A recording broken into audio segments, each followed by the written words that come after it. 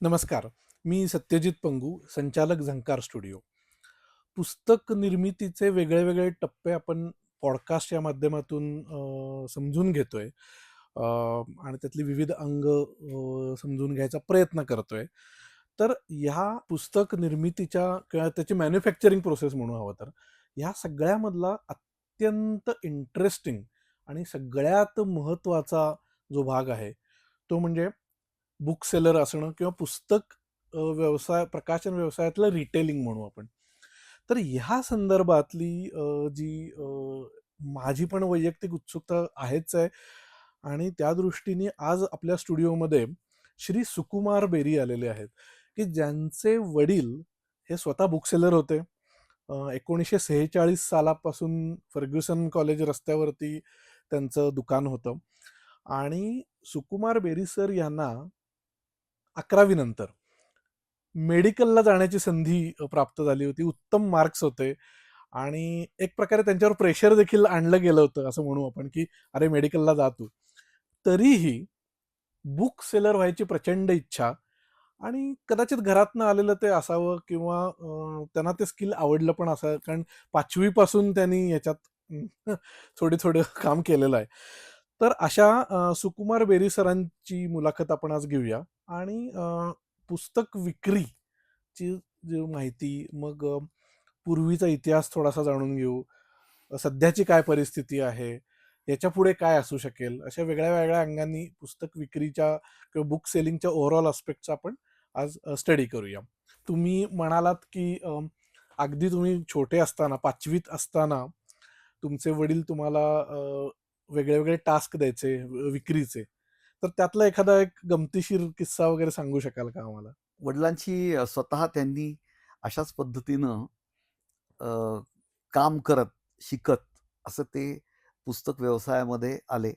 अमरेंद्र गाडगीळ हे थोर लेखक आणि क्रांतिकारक होते, तर त्यांच्याकडे त्यांनी नोकरी केली आणि त्यांचं लहानपणापासूनची पुस्तक वाचनाची जी आवड होती वडिलांची, त्यामुळे त्यांनाही हा आकर्षक व्यवसाय वाटला.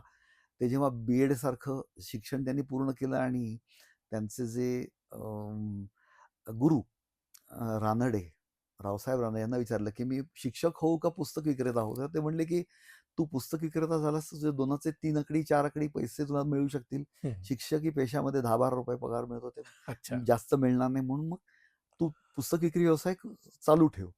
आणि म्हणून मग त्यांनी पुस्तक विक्री व्यवसायात आले.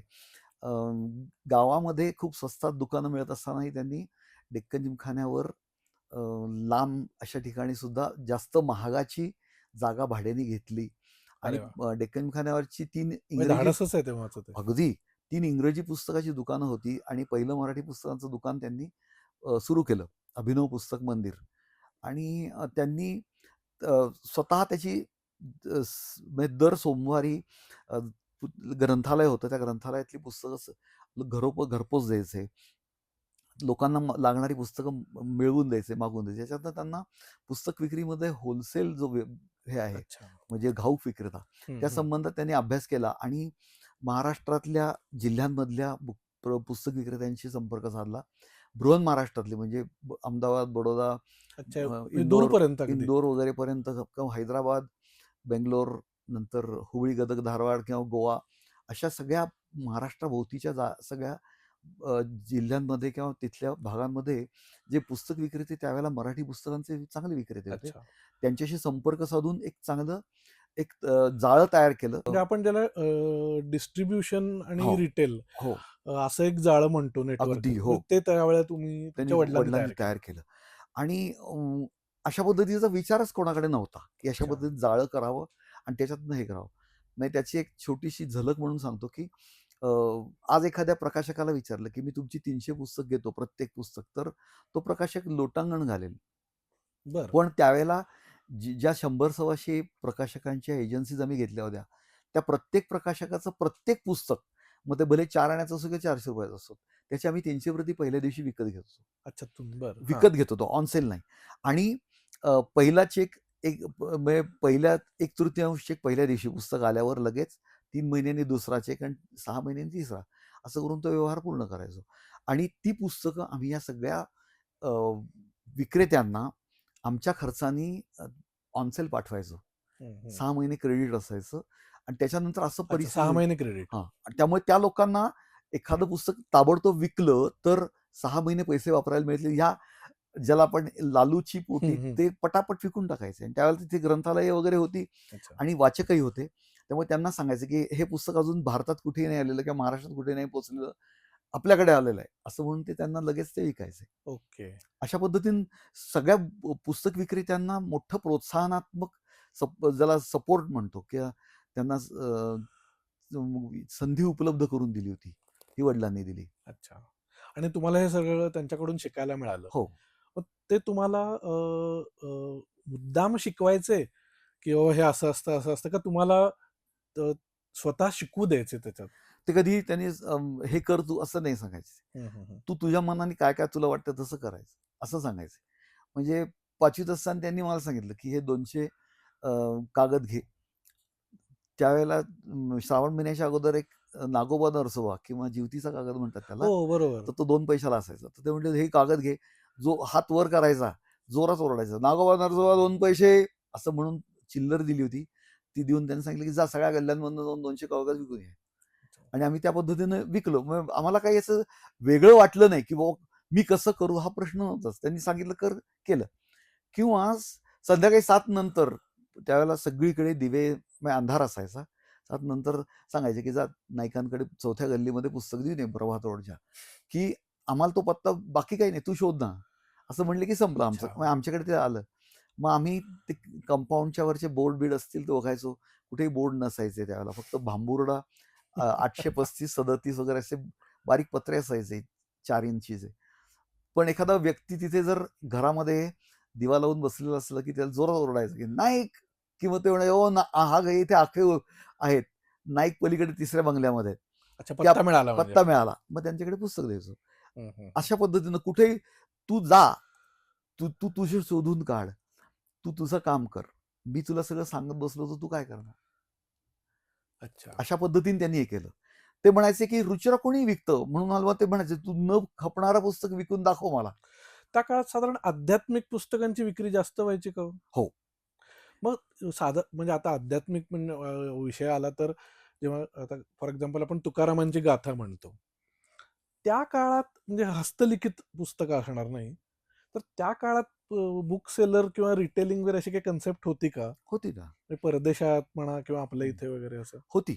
म्हणजे पूर्वी अ, काही जण असे हौशी म्हणू किंवा काही जण असे थोडेसे विक्रेते होते, की त्यांच्याकडे वेगवेगळ्या संस्थानांमधनं किंवा वेगवेगळ्या गावांमधनं किंवा वेगवेगळ्या ह्याच्यातनं व्यक्तींकडून अ, पत्र त्यांना यायचं, की बाबा मला एक शुद्ध तुपातली सोवळ्यातली गुरुचरित्राची पोथी हवी आहे. हे मग हे शुद्ध तुपातलं म्हणजे काय प्रकरण आहे?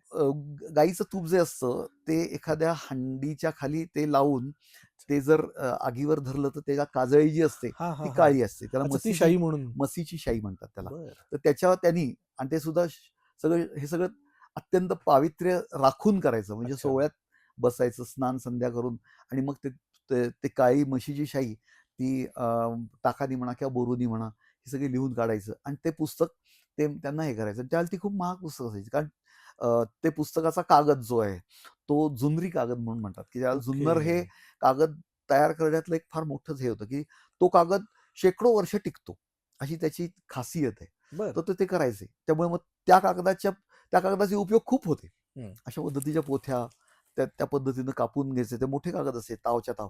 ते अच्छा. कापून घ्यायचे आणि मग त्यावर ते रेषा मारायच्या बाजूला सगळी खराब झालं किंवा ओलं झालं तर ते हे म्हणून बाजूला नक्षी काढून ठेवायची, की मधला चौकोन छोटा. तेवढ्या ह्याच्यात ते लिहून काढायचे. अच्छा. आणि मग ते त्यांच्याकडे नेण्यासाठी सुद्धा एक वेगळी होती, की त्यावेळेचे त्या सरदार जे असायचे तर त्यांना 50 एक जणांचं संरक्षण असायचं. बापरे! कारण ती किमती होती पुस्तकं. अच्छा, म्हणजे म्हणजे सोनंच होतं म्हणायचं हो, ते. अगदी सोनंच, सोनंच. त्यामुळे ते इकडून दुसऱ्या ह्याला जाताना त्यांच्याकडे ते सगळे सैनिक त्यांना त्यांच्या बैलगाडीला संरक्षक म्हणून असायचे. त्यांच्याकडे तिथे पोहोचल्यानंतर त्यांना चांगल्या वाड्यामध्ये म्हणा, की अशी त्यांची राहण्याची व्यवस्था शुभ दिवस पाहून मग ते सगळ्या पोथ्या बघणं, ते खरेदी करणं, असं सगळे सरदार, दरकदार वगैरे असे होते जे महाराष्ट्रातले आणि किमती बाहेरचे. खूप जास्त असणार ना? प्रचंड. कारण एवढी सगळी व्यवस्था त्यात बसवायची म्हणजे. हो, किंमत जास्त होती. अहो, प्रिंटिंग झाल्यानंतर सुद्धा म्हणजे प्रिंटिंग सुरू झालं, तेव्हा सुद्धा पुस्तकांची किमती खूप महाग होत्या. हं, हं. मग त्या काळातल्या आपण सोन्याच्या भावात म्हणा किंवा गहू तांदूळाच्या किंवा जागेच्या भावात जर आपण ती पुस्तकं जर पाहिली, तर आपल्याला ती आज भयंकर महाग वाटतात.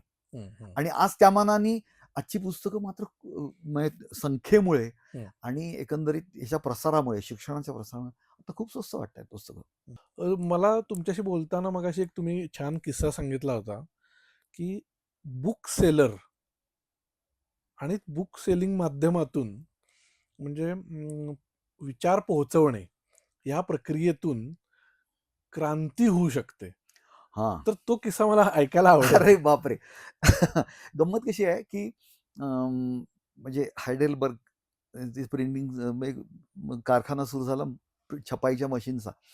तर त्या काळामध्ये सगळ्या युरोपवर पोपचा पगडा होता आणि त्यावेळेला सगळीकडे अज्ञानी जनता होती. तर त्या जनतेला किंवा सर्वसामान्य माणसांना वेगवेगळे त्यांच्याकडनं पैसे काढण्याचे वेगवेगळे जे धंदे होते. त्यातला एक धंदा असा होता, की मी तुम्हाला स्वर्गामध्ये बर्मिंगहॅमसारखा एक राजवाडा देतो, 1,00,000 काय रुपये किंवा जे काय डॉलर असतील किंवा पाऊंड असेल, जे काय असेल ते चलन मला द्या. आणि मग बरं. ते द्यायचे लोकं.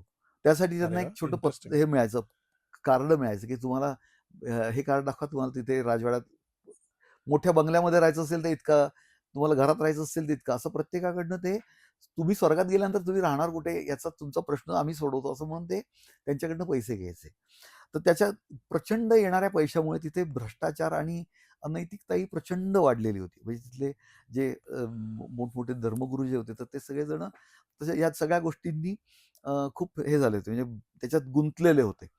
तर त्यावेळेला जेव्हा जगात सगळीकडे प्लेग वगैरे सारखे असे जे रोगराई यायची आणि सगळे लोक गावाबाहेर राहायला जायचे झोपड्यांमध्ये, त्यावेळेला तिथे थंडी असायची युरोपमध्ये. त्यामुळे मग त्या थंडीमध्ये शेकोटीमध्ये रात्र कशी जाईल एवढं बघून ते लोक गप्पा मारत बसायचे ना. त्या तरुणांमध्ये या सगळ्या बाबत खूप राग होता, कारण ते चैन करतायत आणि बाकी सगळ्यांना ती चैन करायला मिळत नाही, हाही एक त्याच्यातला असूयाचा भाग होता.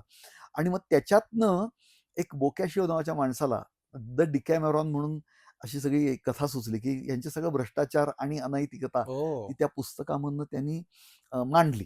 ती मांडली, ते छापल्याबरोबर लगेच पोपच्या लक्षात आलं, की हे पुस्तक आपल्याला धक्का देणार आहे, म्हणून त्यांनी त्याच्यावर लगेच बंदी घातली. बंदी घातल्यानंतर अ, तिथल्या लोकांना ती पुस्तक वाचायची हवस होती, बंदी का घातली आहे? म्हणून लोकांनाही वाचनाची उत्सुकता निर्माण झाली आणि तिथल्या अनेक असे जे लोक होते, की जे खूप धाडसी होते, त्यांनी ती पुस्तकं जी होती ती पळवून वेगवेगळ्या देशांमध्ये जाऊन तिथे प्रिंटिंग प्रेस विकत घेऊन, बापरे! छापून, विकून त्याचा प्रसार केला. आता आपण कसं म्हणतो, की एखादं पुस्तक ह्या बुक ऑफ द इयर म्हणतो, बुक ऑफ द डिकेड म्हणतो. जसं आपण बुक ऑफ द इयर समजा आपल्याकडे समजा एखादं असेल, तसं बुक ऑफ द डिकेड असतं. रूट सारखं पुस्तक आहे अलेक्स हॅलीचं. तर तसं हे बुक ऑफ द सेंच्युरी झालं. हो, त्या बुक ऑफ द सगळ्याच्या सेंचुरी. प्रसारामुळे त्यांच्या सत्तेला इतके हादरे बसले, की त्यांच्यामधलं हे ज्या पद्धतीचा जो भ्रष्टाचार आहे, तो सगळा संपला. हं, हं, आणि हं. युरोप सगळा हा क्रांतीकडून सुधारणेकडे आणि अध्यात्माकडनं सगळ्या विज्ञानाकडे वळला. विज्ञानाकडे. हं, हं, हं. विज्ञानवादी बनला. त्याचं मुख्य कारण हे पुस्तक आहे. हां, म्हणजे पण या पुस्तकात विचार मांडले, पण ज्या पद्धतीने धाडसाने त्याची विक्री झाली, हो. म्हणजे तिथे ते बुक सेलिंगचं महत्त्व मला अगदी, वाटतं अगदी. अधोरेखित करण्यासारखंच आहे. Perfectly right. अ, 46 साली तुमच्या वडिलांनी दुकान सुरू केलं. परंतु त्याच्या आधी म्हणजे साधारण 16व्या शतकात 17व्या 18व्या अशी काही मराठी पुस्तक, कारण तुमचं मराठी पुस्तकांचं दुकान आहे. तर त्याच्यापूर्वी मराठी पुस्तक विक्रीसाठी काही प्रयत्न झाले आहेत का? आता ज्ञानकोशकार श्रीधर व्यंकटेश केतकर म्हणून होते. अच्छा, हां, केतकरांचं. तर हां. त्या माणसाचं चरित्र जर कोणी वाचलं नाही तर वाचावं. त्या माणसाने काय केलंय हे जर समजलं, तर त्या माणसाची समाधी पाहून सुद्धा अनेक माणसं प्रवृत्त होतील. कुठे आहे समाधी? त्यांची समाधी एरंडोना पार्क म्हणजे ज्याला म्हणतो, की कमला नेहरू पार्क म्हणतो. त्या हां. कमला नेहरू पार्कमध्ये त्यांची समाधी आहे. अच्छा, पार्कमध्ये आहे का? पार्कमध्ये आहे त्यांची बरं, म्हणजे समाधी. पार्कमध्ये मी इतक्या वेळा गेलोय, पण ह्या दृष्टीने कधीच हो. विचार नाही केला. तर आता मुद्दाम जाईन मी. हो, त्या माणसाने जे काम केलंय, तर ते काम अभूतपूर्व आहे.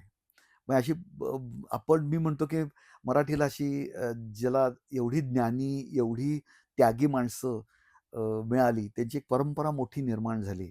तर त्या परंपरेमधले ते एक मोठे पाईक होते. तर त्यांचे पूर्वज या पद्धतीच्या लिहिलेल्या पोथ्यांचं म्हणजे त्याच्या पुस्तक विक्री ते करायचे. ओह! माझ्या वडिलांनी सिद्धर व्यंकटेश केतकरांचंही सांगितलं, की त्यांनी 24 खंड लिहिले.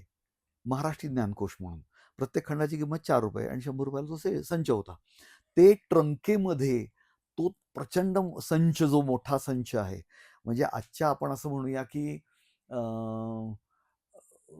समजा निम्म्या दासबोधा एवढे असे 24 खंड जर असतील, तर ते खांद्यावर घेऊन बंगल्या-बंगल्यात जायचं, लोकांकडे जायचं आणि त्यांना तो ₹100 चा त्या काळातल्या ₹100 चा म्हणजे त्यावेळेला पुण्याच्या भोवती कुठल्याही गावामध्ये ₹100 एकरनी जमीन मिळत होत्या. एकरात जमिनी मिळत होत्या त्यावेळेला ₹100 च्या आतमध्ये. तर त्या काळात तो महाग होता तो. त्यामुळे असे प्रत्येकाकडे विकायचे आणि मग ते विकायचे आणि मग त्यांची आर्थिक विपन्नावस्था खूप होती.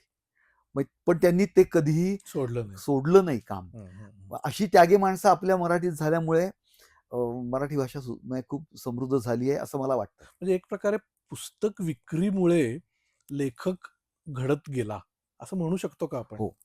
पुस्तक विक्री ही अनिवार्यच आहे. हं, पुस्तक हं. विक्री जर नसती तर लेखक आणि प्रकाशक म्हणजे दोघंही कसे भाषेला देखील त्याचा उपयोग झालाय. खूपच, खूपच. भाषेला उपयोग खूपच झालेला आहे त्या ह्याच्यामध्ये.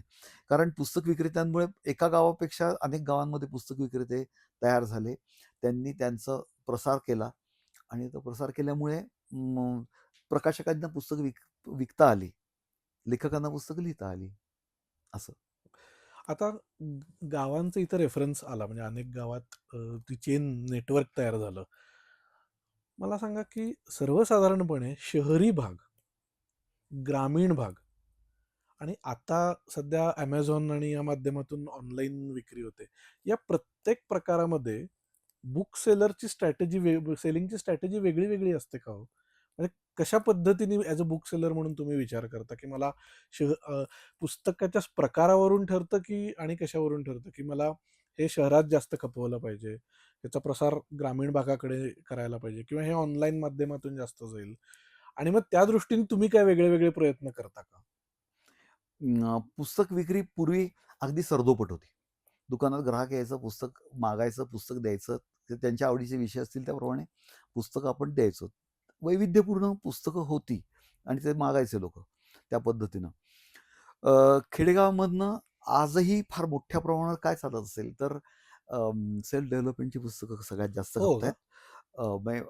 म्हणजे सेल्फ हेल्प म्हणतो आपण त्याला. व्यक्तिमत्व विकास, मोटिव्हेशनल वगैरे. मोटिव्हेशनल व्यक्तिमत्व विकास वगैरे या संदर्भातली पुस्तकं जास्त खपतात.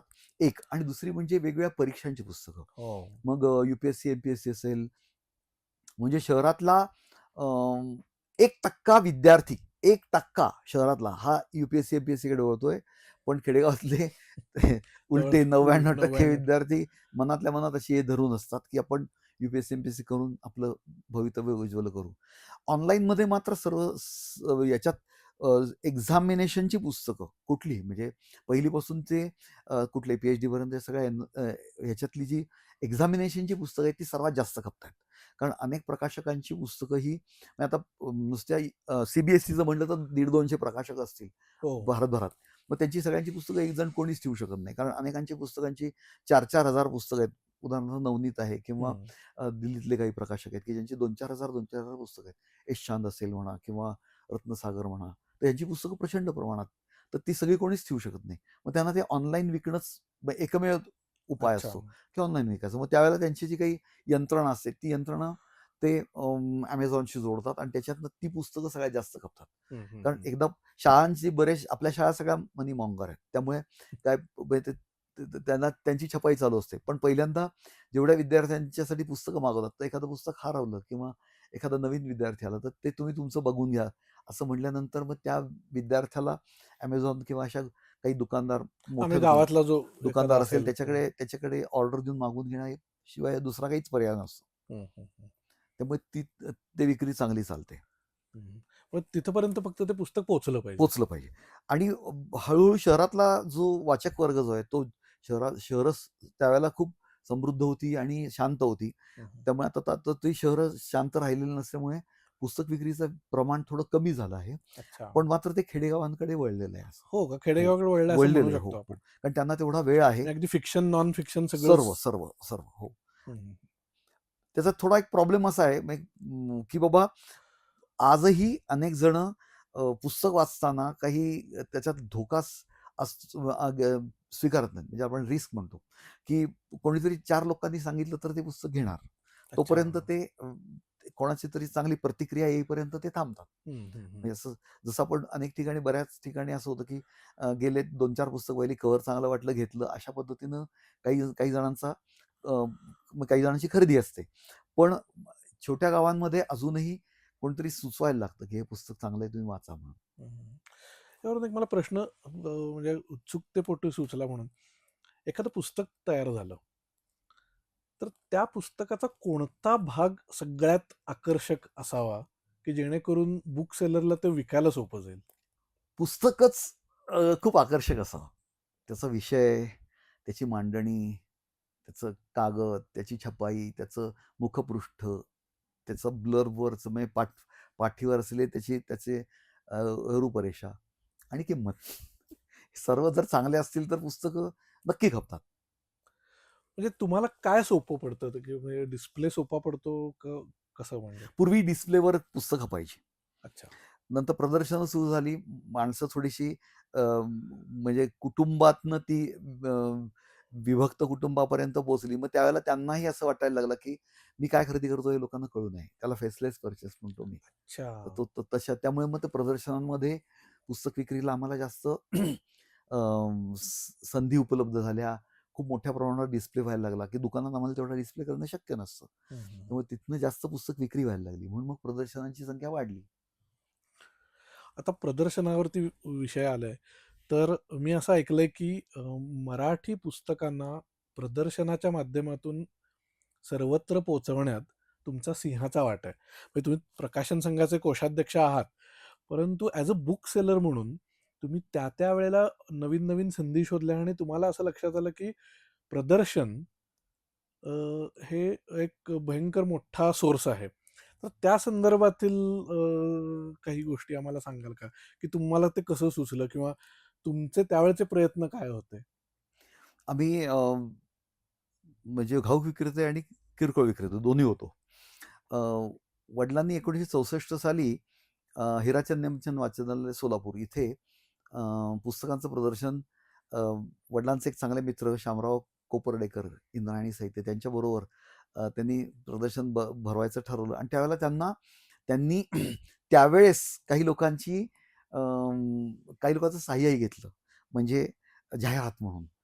साठे बिस्किट्सवाल्यांनी त्यावेळेला त्यांच्या छोट्याशा 16 पानी वह्या छोट्या त्यांनी मुद्दाम बनवून दिल्या होत्या आम्हाला. एक 10,000 वह्या दिल्या असतील. प्रत्येक पुस्तक विकलं की त्याला एक वही द्या.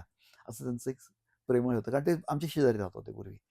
तर अशा काही त्यांनी गमती-जमती केल्या. मोठं प्रदर्शन भरवलं. कमळे गुरुजी म्हणून त्यांचे त्यावेळेचे अं, महापौर होते.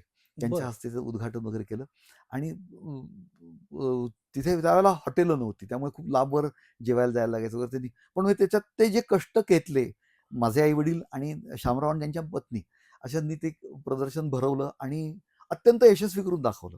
हं, हं. त्यावेळेला वडील म्हणायला लागले, की "पुण्या-मुंबईत काय कोणी पुस्तक विकतं. त्यामुळे तू कधी पुण्या-मुंबईत प्रदर्शन भरवू नकोस. बरं. मी तुला परवानगी देणार नाही आणि तू कुठेही जा." मग त्यावेळेला मी 2 पिशव्या घेऊन कुठल्यातरी तत्वज्ञान महाकोश मंडळाचं काही संमेलन असेल तर तिथे जा किंवा कुठल्या ऋग्वेदी यांचं असेल त्यांच्याकडे तिथे जा किंवा अशा वेगवेगळ्या म्हणजे साहित्य संमेलनं असतील किंवा हे यावेळेला आम्ही 1-2 पिशव्या, 4 पिशव्या, 8 पिशव्या घेऊन आम्ही जायचो आणि कॉलेजमध्ये असल्यापासून आम्ही मुंबईला सुद्धा 2-2 पिशव्या भरून म्हणजे ते जसं सांगतात 30-40 किलो वजनाची पुस्तकं घेऊन आम्ही ती दादरला उतरायचं आयडियल बुक सर्व्हिस असेल किंवा त्यावेळेला बरीच दुकानं दादरमध्ये होती. हो. त्यांना ती पुस्तकं दाखवून विकून तिथनं गिरगावात जायचो. गिरगावात पुस्तकं दाखवायचो, विकायचो नंतर इतर ठिकाणची पुस्तक खरेदी करायची आपल्याला जी हवी आहेत ती. तिथे मौजेकडे जाऊन सगळ्यांचं बंडल बांधून पाठवायला सांगायचं पुणे मोटर गुडनी आणि मग ते पुण्याला घेऊन जायचो. तर ही अशी सुद्धा अनेक कामं केली. कारण ते म्हणायचे की रुचिरा विकायला कोणाला काही डोकं लागत नाही. पण एखादं न खपणारं पुस्तक खपवणं, हे तुला जर स्किल जमलं तर तू काहीतरी मिळवलंस. नाहीतर बाकी सोपं काम कोणी करतं. मग ते अशा पद्धतीनं आम्हाला प्रवृत्त करायचे. मग त्यामुळे खूप प्रदर्शनं भरवली मी अशी 1 तासाची, 2 तासाची. नंतर लग्नामधली किंवा मुंजीमध्ये त्यांनी प्रत्येकाला रिटर्न गिफ्ट आपण ज्याला म्हणतो, तर ती एक ती 25-30 वर्षापूर्वी काही लोकांनी असाही प्रयोग केला होता, की रिटर्न गिफ्टच्या ऐवजी पुस्तकच द्यायची. अरे वाह! छान. तशी केली आणि तशी भरवलीच आम्ही. ते पुढे-पुढे आम्ही नंतर वर्ल्ड बुक फेअरला आम्ही स्टॉल घेतला तो 2000 म्हणजे आमच्या प्रगती मैदान. प्रगती मैदानावर. त्यावेळेला आम्हाला आमचे अध्यक्ष जे होते, की शरदराव गोगटे, तर त्यांनी सांगितलं, की तुला खर्च खर्च म्हणजे ते लॉसमध्ये जातो. तुला हां, हवंय हां, का? हां. तर म्हणलं, "हो, चालेल." मग घरच्यांशी चर्चा केल्यानंतर मी तिकडे गेलो. ते स्टँड्स पाहिले. मग आम्ही पूर्वी टेबलावर सगळी पुस्तकं बनवायचो. मग ते स्टँड्स बनवून घेतले. पहिल्यांदा 10 बनवले आणि त्याचा प्रतिसाद इतका उत्तम मिळाला, की ते सगळं प्रदर्शन सगळ्यांच्या दृष्टीनं तोंडात बोट घालेल अशा पद्धतीचं होतं. त्यामुळे ते स्टँड्स 150 वेगवेगळ्या प्रदर्शनामध्ये इतर प्रकारच्या बुक सेलर्सनी तो घेऊन फिरवले. तर त्याचाही आम्हाला फायदा झाला. नंतर मी 30 ॲडिशनल बनवून 40 स्टँडचा एक सेटही बनवला. त्याच्यातनं प्रदर्शन फार छान व्हायचं. डिस्प्ले खूप चांगला व्हायचा. लोकांना आकर्षक वाटायचं आणि लोकं पुस्तक घ्यायचे. असे फिरत्या गाड्या किंवा फिरत्या बसेस असतात पुस्तकं विक्री करणाऱ्या. हं. तर तो अनुभव काही तुम्ही नाही, मी त्या पद्धतीनं मी कधी विचार केला नाही. कारण म्हणजे आत्ताचे गावोगावी जाणारं प्रदर्शन आत्ताचे म्हणता जे येईल. सगळे जे या पद्धतीचे जे अनुभव आहेत, तर ते मला अगोदरच काय हे आलं होतं, की काही माहीत नाही. पण ते फायदेशीर नसतात. अच्छा. कारण त्याचा एकंदर म्हणजे तो पांढरा हत्ती आहे. ओके. हो, ज्यांना स्वतःचं फक्त पब्लिसिटी करायची आहे, त्यांना ते उत्तम आहे. नॅशनल बुक ट्रस्ट सारखी असेल किंवा काही इतर संस्था आहेत. म्हणजे भारतीय विचार साधना वगैरे सारख्या सामाजिक संस्था आहेत, की हं, ज्यांच्याकडे हं. पैसे भरपूर असतात. अच्छा. हां. तर त्यांना ते बरोबर आहे. कारण त्यांच्यासाठी ती माणसं जी आहेत, त्यांचा पगार हे आणि ते काही करेक्ट, रिटर्न्स काही करेक्ट. मिळाले नाही तरी पण त्यांना ते परवडतं. हं, हं. माझ्यासारख्या बुकसेलरला परवडणं खूप अवघड होतं. आता तुम्ही मला वाटतं 72 नंतर तुमच्या वडिलांना जॉइन झाला आणि नंतर तुम्ही तो व्यवसाय पुढे वाढवत नेला. त्या अशा अशा काही वेगळे काही प्रसंग तुम्हाला सांगावेसे वाटतात का, की ज्याच्या फॉर एक्झाम्पल एखादं नवीन पुस्तक आलंय आणि त्याची जोरदार विक्री होणार आहे हे तुम्हाला इन ॲडव्हान्स लक्षात आलं आणि त्या दृष्टीने तुम्ही काहीतरी मोर्चेबांधणी केली किंवा असं एक काही पुस्तकं आहेत, की ज्याच्यामुळे एक चॅलेंजच निर्माण झाला आणि आता कसं होणार? आपण तर मग काहीतरी एक वेगळ्या पद्धतीने आयडिया काढून त्याची विक्री करावी लागली.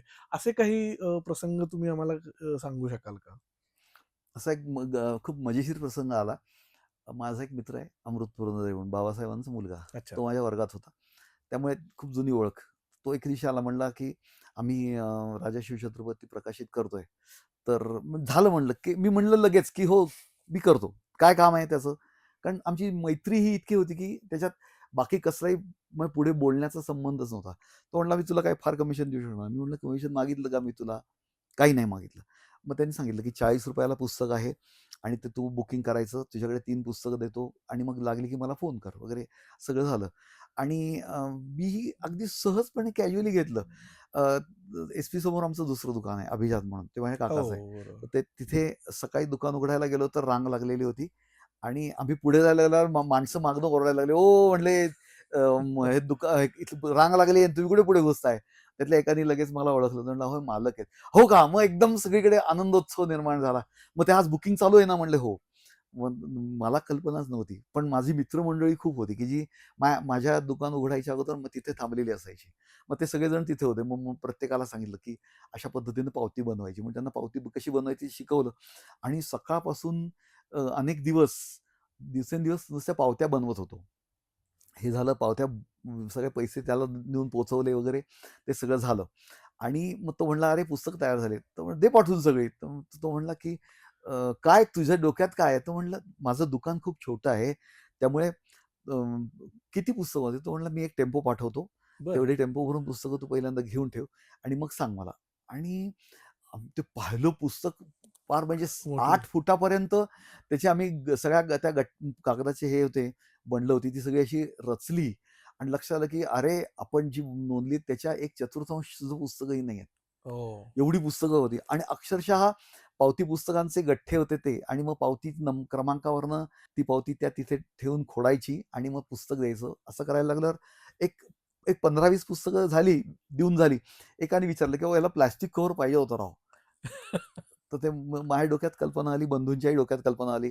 त्यांनी पटकन जाऊन त्याचे 20-25 प्लास्टिक कव्हर्स आणली आणि मग त्याच्यात सुद्धा मी चांगले पैसे मिळवले, की प्रत्येकाला विचारायचं, की ₹2 प्लास्टिक कव्हर आहे. प्रत्येकजण म्हणायचं, "वाह! वाह! चांगली गोष्ट आहे. तुमच्याकडे रेडीमेड मिळालं म्हटल्यावर मग काही चिंताच नाही." आणि मग अक्षरशः ती शेकड्यात, हजारात प्लास्टिक कव्हर्सही विकली. हे अमेझिंग उदाहरण आहे. हो. आणि माझ्या मित्राला मी म्हणजे मैत्री खातर आम्ही करायला गेलो, पण आमच्या पुस्तकाचं दुकानचं नाव इतकं चांगलं झालं, की सांगता सोय नाही. छान, छान. हो. फारच आणि ह्याच्यात तुम्ही एक त्यातल्या त्यात परत एक पूरक एकमेकाला गोष्टी कशा आणि करत, त्यातनं करत. हो. आपण व्यवसाय कसा वाढवू शकतो याचं एक उत्तम उदाहरण दिलं. त्यावरून मला एक असं तुम्हाला विचारावसं वाटतं, की अ, आता काय झालं, सर्वसाधारण कोव्हिड नंतरची विचारसरणी थोडी बदलत चालली आहे. असं म्हणतात हल्ली, की एकाच्या ऐवजी 2 व्यवसाय असावेत किंवा 2-3 तुम्ही ॲक्टिव्हिटीज सुरू ठेवा, की ऐनवेळी एका ॲक्टिव्हिटीने दगा दिला तर दुसरीकडून तुम्हाला काहीतरी मिळत राहील वगैरे. तर आता तुम्ही 72 पासून आता आपण 2026 मध्ये बोलतोय. पुस्तक विक्री करणे किंवा बुक सेलर होणे, हा एक पूरक व्यवसाय शिकलेल्या मुलासाठी होऊ शकतो का हो आजच्या तरुणासाठी? आजच्या तरुणांनी खरं व्यवसायच करायला पाहिजे. अच्छा. कारण नोकरीमध्ये तुम्ही किती पैसे मिळवलेत तरी ते तुमचे नसतात. हं, हं, हं. कारण त्याच्यात गणित तुमचं कधीच बसत नाही. म्हणजे एखादा टक्का मुलं खूप चांगल्या पद्धतीनं पैसे गुंतवतील किंवा काहीतरी व्यवस्थित वापर करतील. पण बहुतेक लोकांचं चैनीकडे जास्त हे होतो अच्छा. आणि चांगल्या पद्धतीनं ते पैशाचा वापर करत नाही. पण जर तो व्यापारी झाला माणूस कुठलाही, मग तो म्हणजे आता म्हणू आपण कुठलाही व्यवसाय करा, तर ज्याच्यातल्या मुख्यतः दररोजच्या ज्या रोज लागणाऱ्या गोष्टी आहेत त्या किंवा अत्यंत उत्कृष्ट अशा वस्तू, असांचा जर कोणी व्यवसाय सुरू केला ना, तसं चांगलं चालेल. पण दुसरी गोष्ट हीच आहे, की समजा त्याने ट्रॅव्हलचा सुरू केला, पण तिथे पुस्तकांची एक वेगळी किंवा नुसती प्रवास वर्णनं हं, हं, किंवा हं. गाईड्स, पुस्तकाची गाईड्स. तर त्याच्याकडे येणारा माणूस जो आहे, तो बुकिंग जेव्हा करायला येईल, तेव्हा तो डिस्प्ले वगैरे दोन ते. हां. 2-4 पुस्तकं घेऊ शकेल विकत. हं, हं, हं. मग असं. अजून ह्याला काय स्किल्स आवश्यक आहेत? मुख्य जे थोडी मग त्यांनी अ, सगळा इन्स अँड आउट्स पहिल्यांदा एक 6 महिने, वर्षभर शिकलं पाहिजे. अच्छा. कारण त्यांनी कुठेही जर माहिती नसलेल्या धंद्यामध्ये म्हणजे माहिती नसलेल्या खड्ड्यात उडी मारली तर काय होईल? हं, हं. तर पाय मोडेल. पण त्यांनी जर सगळी खड्डा मोजून त्या पद्धतीनं त्यांनी ती उडी मारली किंवा सावकाश त्या खड्ड्यात उतरला, हं, तर हं, हं. तो यशस्वी होणारच. ह्याचं प्रशिक्षण उपलब्ध आहे या अ, व्यवसायाचं? काही आमच्या प्रकाशक संघाने काही कार्यशाळा दरवर्षी घेतातच आहेत. त्याच्यातनं चांगलं प्रशिक्षण मिळतं. आमचा असाहीच प्रयत्न चाललेला आहे आता, की कुठल्या विद्यापीठाबरोबर याचं प्रशिक्षण वर्ग सुरू करायचा. म्हणजे प्रकाशनाचे असेल, नंतर पुस्तकांच्या एडिटिंगचा असेल किंवा बुक सेलिंगचा असेल, या पद्धतीनं म्हणजे मार्केटिंगचा. असा या पद्धतीने आमचे कार्यशाळा झालेल्याच आहेत आणि अजूनही होणार आहेत. तसं ते याच्यात सुद्धा अशा पद्धतीनं हे मिळू शकेल. हं, हं. म्हणजे प्रशिक्षण उपलब्ध उपलब्ध होणार होईल. आहे आता. हां, म्हणजे थोडासा तर त्या प्रयत्न केला. दृष्टीने प्रयत्न सुरू हो, आहेत. हो. आणि इंग्रजीमध्ये मात्र तर एन-बी-टी वगैरे दरवर्षी हो, घेते. एन-बी-टीचा एक कोर्स असतो. ऑक्सफर्ड दरवर्षी घेतं. असे अनेक जण घेतायत दरवर्षी. तर त्याच्यातनं या पद्धतीनं मार्केटिंगची सुद्धा चांगली व्यवस्था शिकवतात ते. एन-बी-टीच्या कोर्सवरून मला पुढचा प्रश्न सुचला म्हणून हां. एन-बी-टीच्या कोर्समध्ये ऑडिओ बुकचं प्रोडक्शन कसं करावं हे मी शिकवतो. माझ्याबरोबर प्रसाद मिरासदार असतो. एक मुद्दा तर येतोय हा, की बदलत्या काळामध्ये ऑडिओ बुकचं प्रमाण वाढतंय. मग आता आपण जसं बोलतो पॉडकास्ट वगैरे ह्या माध्यमातून मोठ्या प्रमाणात गोष्टी घडतायत. तर एक बुक सेलर म्हणून असं काही तुम्हाला वाटतं का, की एकाच ठिकाणी ऑडिओ बुक्स पण उपलब्ध असावेत, पुस्तकं पण उपलब्ध असावेत आणि एकमेकांना ते पूरक आहेत किंवा एकमेकांच्यामुळे दुसऱ्याचा सेल होईल किंवा पूर्वी जुक बॉक्स असायचे. म्हणजे बरोबर आमच्या आहे. झंकारचेच पूर्वी कोल्हापुरात जुक बॉक्स होता, की तिथे हं. मीच लहान असताना 4 आणे टाकून गाणी ऐकलेली गाणी आहेत. ऐकायची. तर अशा प्रकारची काही सोय पुस्तकाच्या दुकानांमध्ये किंवा आपण प्रदर्शनं म्हणतो तिथे करावी का? की जेणेकरून हे एकमेकाला पूरक असं होईल? जागेचा प्रश्न हा सगळ्यात मोठा आहे. तो जर कोणाकडे संपला, तर अशा पद्धतीनं जसं विमानामध्ये तुम्ही स्क्रीनवर पिक्चर पाहता किंवा कुठली गोष्ट बातम्या वगैरे पाहता आणि त्याच्या सोबत तुम्हाला एक मोफत दिलेला असतो. हेडफोन दिलेला असतो, की फक्त तुम्हालाच ऐकू येतं. तर असं. अशा पद्धतीनं समजा एक 10 खुर्च्या मांडल्या आणि तुम्ही तिथे त्यांना एक चार्ज लावलात. जसं अ, अनेक ठिकाणी खेळांसाठी म्हणजे ज्याला आपण काय म्हणतो, की गेम्स पार्लर्स आहेत. हां, बरोबर. गेम्स पार्लर्स आहेत. तशी इथे ऑडिओ पार्लर जर केल्या मुख्यतः याच्यात अ, हे पार्लर करणं मोठ्या ग्रंथालयांना सगळ्यांना शक्य आहे. त्यांच्याकडे प्रचंड जागा आहेत. त्यांच्याकडे आणि त्यामुळे त्यांची तसंही हल्ली लायब्ररीमध्ये येणारी लोकांचं फुटफॉल प्रमाण कमी आहे. कमी आहे. पण एखाद्या माणसाला कुठेतरी 2 तास वेळ काढायचा आहे आणि त्याला जर तिथे त्यांनी जर एक ठराविक पैसे दिले, की तो तिथे समोरच्या स्क्रीनवर दिसलेल्या 1,000 10,000 गोष्टींमधनं तो कुठलीतरी गोष्ट इतके-इतके मिनिटं ऐकेल आणि तो निघून जाईल. अशा पद्धतीनं जर केलं तर खूप चांगलं हे होईल. म्हणजे त्याला अ, प्रत्येक ठिकाणी रिस्पॉन्स चांगला मिळायला लागेल. त्याची थोडी पब्लिसिटी त्याला प्रकाशात आणायला लागेल. हं, हं. थोडंसं काहीतरी लोकांना लालूच दाखवायला लागेल, हं, हं. की त्यासोबत एक कॉफीचं तुम्हाला एक हे मिळेल. अच्छा, म्हणजे लेखक पण तिथे उपलब्ध आहेत आणि काही नाही आणि जे वाचक जे श्रोते आहेत ना, त्यांना त्याच्याबरोबर एक कॉफीचा ग्लास दिला किंवा एक कपभर चहा दिला, तर लोकांना तेही सोपं पडेल. पण हे म्हणजे करायलाच पाहिजे.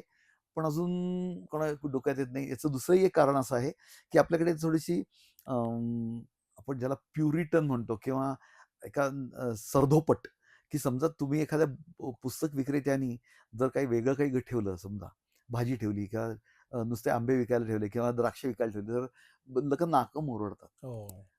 त्यांना तिथे त्या माणसाने त्याचं स्वतःचं एवढं हे ठेवलं पाहिजे, की एकच गोष्ट विकली पाहिजे. ही पूर्वीची पद्धत होती. आता तसं नाहीये. मॉलमध्ये तुम्ही गेलात तर हो, तुम्हाला सगळंच असतं तिथे. इतक्या प्रकारच्या गोष्टी अनेक मॉल्समध्ये मी तर चांगली पुस्तकांचे कप्पे पाहिलेले आहेत, की जिथे मला $1-1 खूप छान पुस्तकं मिळालेली आहेत. म्हणजे मी मला समजा कुठे गेलो तर माझ्या मुलीचं पहिलं भय असतं, की पुस्तकाचा कुठला कप्पा आहे तिथे बाबा असतील. हं, अशा हं. पद्धतीने. तसं करायला काही हरकत नाहीये. छान आहे. अच्छा. यासाठी गव्हर्नमेंटने काही इनिशिएटिव्हज घ्यावेत असं तुम्हाला वाटतंय का?